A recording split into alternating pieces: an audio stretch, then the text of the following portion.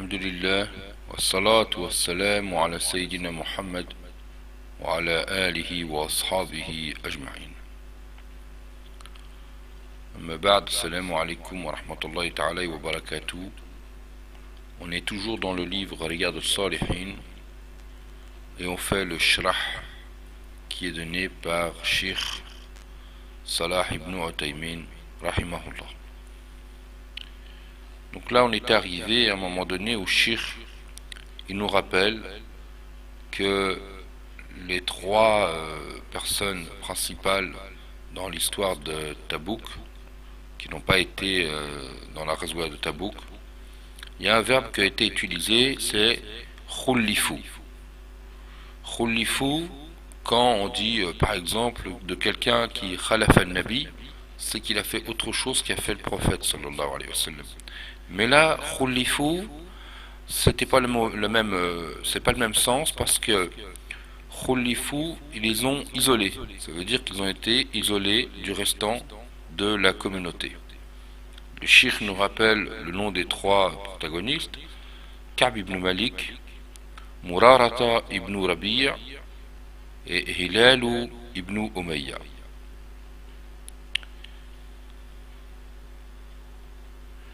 Donc, ils ont été mis à l'écart en attendant que Allah Ta'ala les juge, ou qu'il descende un jugement, ou qu'il se passe un événement. Allah Azza wa Jal, dans le Coran al-Karim, justement, quand il parle d'eux, il dit ces trois-là qu'ils ont ressenti comme si la terre s'était resserrée sur eux. Et Ka'b ibn Malik, c'est ce qu'il dit. Il dit, j'avais l'impression que la terre s'était resserrée sur moi. Et il dit, à un tel point que je ne reconnaissais même pas le Madina. Ensuite, Allah Azza wa Jal, il leur a accordé le pardon. Et ils ont ressenti immédiatement le bien-être du pardon d'Allah.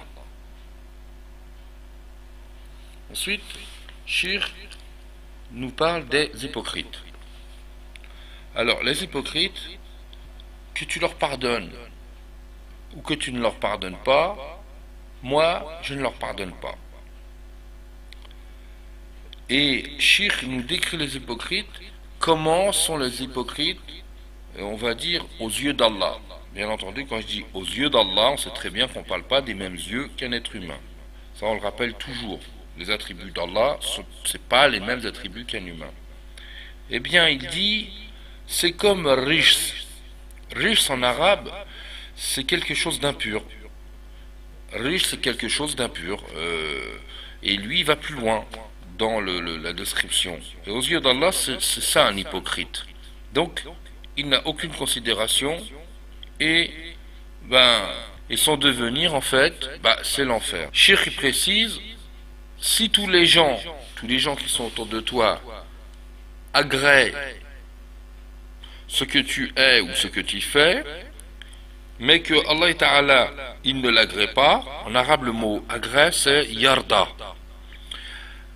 Eh bien, l'agrément des gens n'a aucune valeur, c'est pareil. Par contre, si Allah Azza wa Jal, il agrée ce que tu es ou ce que tu fais, yarda bik, par exemple, on peut dire yarda bik, ou yarda bi amalik, ou bien il agrée ton action, eh bien, Allah Azza wa Jal, en même temps, il placera dans le cœur des gens une estime pour Allah Azza wa Jal, lorsqu'il aime quelqu'un, il le fait savoir à Jibril, et Jibril le dit là où il est, dans le ciel, et il dit, Allah aime un tel. Et il dit aux gens des cieux, Jibril, aimez-le. Donc les gens du ciel aimeront cette personne, et ensuite, ce sont les gens de la terre qui l'aimeront. C'est un hadith de Bukhari, qui est rapporté par Bukhari et par Muslim. Donc, ensuite, Cheikh te dit, ceux qui recherchent, on va dire, un agrément, ou ou plaire aux hommes, mais en utilisant parfois l'hypocrisie, le mensonge, eh bien, la seule chose qu'ils vont obtenir, c'est que dans le cœur des hommes, il y aura un ressenti contre cette personne. Cheikh il dit aussi que lorsqu'un homme désobéit à Allah, c'est-à-dire il fait une marsiya, marsiya c'est une désobéissance, c'est faire quelque chose qui t'a été interdit ou ne pas faire quelque chose qui t'a été obligatoire. L'amour d'Allah pour toi diminue.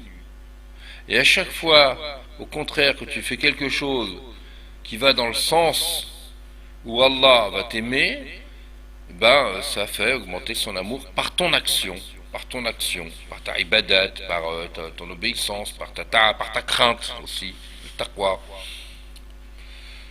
Cheikh il vient après nous expliquer le mot fisq. Le fisq, c'est la perversion, on va dire. C'est la perversion, toute forme de perversion. Alors, il te dit que le fisq, ça fait partie des kaba'ir. C'est sous-entendu les grands péchés. Par exemple, contraindre ou ne pas assurer quelque chose sur ses parents. Par exemple, briser les liens familiaux, tromper les gens, trahir une alliance ou ne pas respecter un engagement dans une alliance avec quelqu'un, mentir. Ça, ce sont les kaba'ir.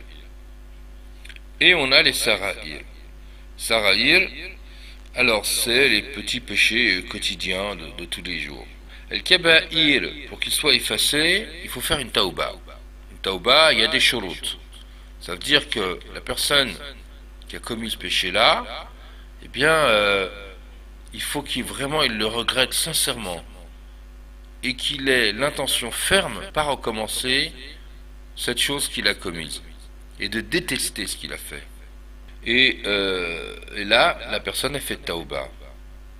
Pour les sara'ir, on va dire que c'est comme si, on va dire, automatique. Ça s'efface avec les pratiques courantes de la religion, c'est-à-dire le jeûne, la prière, d'aller à la prêche du vendredi, les choses comme ça, eh bien, efface les petits péchés.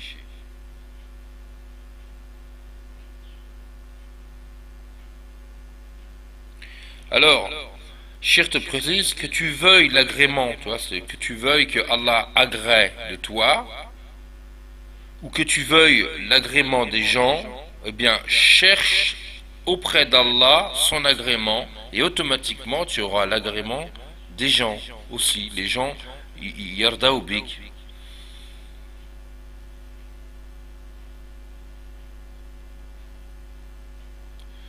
Alors après, on a une autre chose, alors qui n'a rien à voir, là, dans le hadith, qui vient nous être expliqué par Shir. Il dit que dans le hadith, le prophète Mohammed sallallahu alayhi wa sallam, pour la raison de Tabouk, il est sorti un jeudi. Alors il nous précise que le prophète sallallahu alayhi wa sallam aimait beaucoup, quand on dit sorti, ça veut dire il a démarré son expédition, il est parti en voyage, le jour du départ, c'est un jeudi. Et il dit que le prophète sallallahu alayhi wa sallam, il aimait bien organiser ses départs, pour quel que soit le motif, le jeudi. Il nous précise que malgré tout, pour Hajj el-Wada, vous savez, Hajj el-Wada, ça veut dire le dernier pèlerinage. Il est sorti un samedi. Et il lui arrivait quand même à d'autres fois où il sortait à des jours différents. Mais quand même, il prisait le jeudi. Donc c'est une sunna. Il nous rappelle aussi que le prophète Mohammed sallallahu alayhi wa sallam, la première chose qu'il a fait lorsqu'il est arrivé à Al-Madina, qu'il est revenu de Tabouk, il a fait 2 rak'a à la mosquée. Il nous précise, Shir, que ces 2 rak'a-là, quand tu reviens de voyage, c'est une sunna de les faire, et peu importe l'heure à laquelle tu arrives. Même, vous savez, il y a des moments donnés où on dit, il ne faut pas faire la prière, juste après la prière de l'aube, il n'y a pas de petite prière, par exemple. Il n'y a pas de prière surrogatoire. Après la prière du Asr, ils te disent, il n'y a pas de prière surrogatoire. Eh bien, ces 2 rak'a-là sont spécifiques, on les fait au moment où on arrive, sans chercher à savoir si on peut ou ne peut pas prier normalement. Ensuite, Cheikh il vient, comme on est dans Bab Tauba, vous savez, on est dans le chapitre du repentir, dans le livre Riyad Salihin, mais le hadith de Ka'b ibn Malik, il est relaté aussi dans Bab Sidr, c'est-à-dire le chapitre sur la vérité. Donc, il nous fait une parenthèse en disant, le véridique, Allah Azza wa Jal, le véridique, il l'inscrit comme tel auprès de lui. Et le menteur, lui aussi, il est inscrit de la même manière. C'est comme si on disait, c'est pas un titre, mais c'est une étiquette. Si je voudrais parler avec un langage courant, le menteur, il a une étiquette de menteur, et celui qui est véridique, eh bien, il a une étiquette de véridique. Alors, Shir vient et te dit, le mensonge, ça mène au foujour. Foujour, qu'est-ce que ça veut dire? Al-foujour, ça veut dire que c'est quelque chose qui t'éloigne de la ta'a, c'est quelque chose qui t'éloigne de l'obéissance d'Allah. Et le pire des foujours, eh bien, c'est le kufr.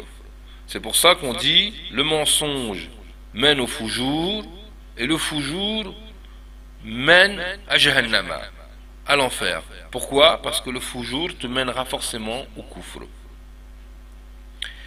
Shir précise que le mensonge, ce n'est pas seulement en parlant qu'on peut le pratiquer. On peut pratiquer le mensonge par nos actes. Comme les hypocrites, ils font des choses devant les gens, par exemple, ils prient, ils jeûnent, ils font le hajj, ils font des choses, ils font des dons, mais c'est juste pour donner une apparence. C'est l'hypocrite, il pratique le mensonge verbal et il pratique le mensonge par l'action. Pareil pour la vérité, elle se pratique, quand quelqu'un il est toujours véridique, il dit la vérité, mais elle se pratique aussi par tes actions. Tes actions reflètent ce que tu es.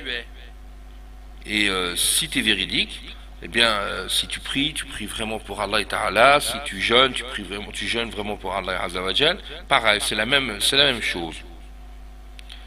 La vérité, il te rappelle qu'elle guide au bien, et le bien guide au paradis. Pourquoi il dit ça? C'était pour faire le parallèle avec le mensonge mène au foujour et le foujour mène à l'enfer. Ensuite, Shirk il te dit que cette étiquette de véridique, justement, c'est un niveau élevé dans la foi. Myriam, la maman de Sidna Isa, eh bien, c'était une véridique. Allah Ta'ala, dans le Coran al-Karim, il l'a cité comme la véridique.